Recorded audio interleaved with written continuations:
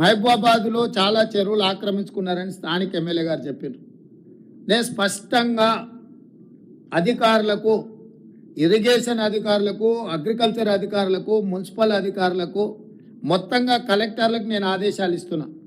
హైదరాబాద్లో ఏ విధంగా అయితే లేక్ ప్రొటెక్షన్ కోసం మనం హైడ్రా పెట్టి ఒక ప్రత్యేకంగా డ్రైవ్ మొదలు పెట్టినామో, కొంతమంది స్వార్థపరులు ఈ చెరువులను ఆక్రమించుకొని వాళ్ళు ఇల్లు కట్టుకోవడము, ఫామ్ హౌస్లు కట్టుకోవడమో, లేకపోతే ఆ స్థలాలను ఆక్రమించి లేఅవుట్లు వేసి అమ్ముకోవడం ఏదైతే చేస్తున్నారో ఇది క్షమించరాని నేరము.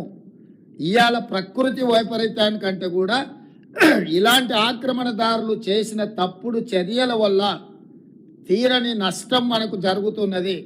దీనికి ఎక్కడో ఒక దగ్గర పులి స్టాప్ పెట్టవలసిన బాధ్యత ప్రభుత్వం మీద ఉన్నది.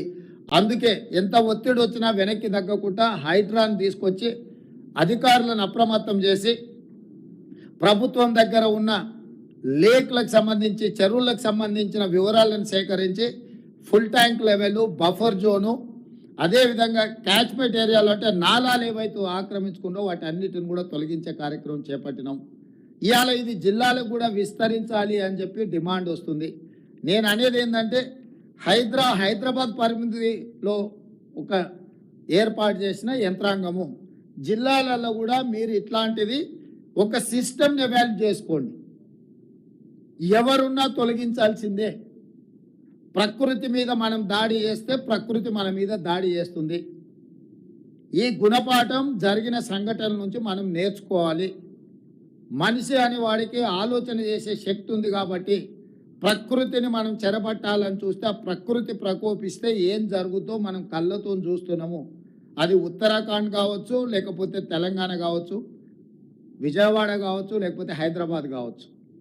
ఎక్కడైనా ప్రకృతి మీద మనం దాడి చేస్తే అది తప్పకుండా దాని యొక్క దుష్ఫలితాలు మనం చవి చూడవలసిన పరిస్థితి ఉంది. అందుకే నేను స్పష్టంగా అధికారులకు ఆదేశాలు ఇస్తున్నా. నేను ఎంక్వైరీకి కూడా ఆర్డర్ చేస్తా.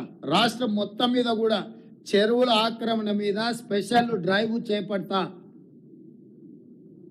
ఎవరైనా వాళ్ళు ప్రజాప్రతినిధులు అయి ఉండొచ్చు, లేకపోతే ఇతరులు అయి ఉండొచ్చు, లేకపోతే సమాజంలో బాగా ఇన్ఫ్లుయెన్స్ ఉన్న వాళ్ళు అయి ఉండొచ్చు.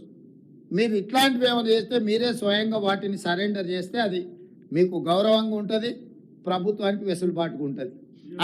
అట్లా కాకుండా ఏదైనా జరిగితే మాత్రం ప్రభుత్వం కఠినంగా చర్యలు తీసుకోవడానికి వెనక్కి తగ్గదు. ఏ ఒత్తిడి వచ్చినా ప్రభుత్వం తట్టుకోవడానికి సిద్ధంగా ఉన్నది.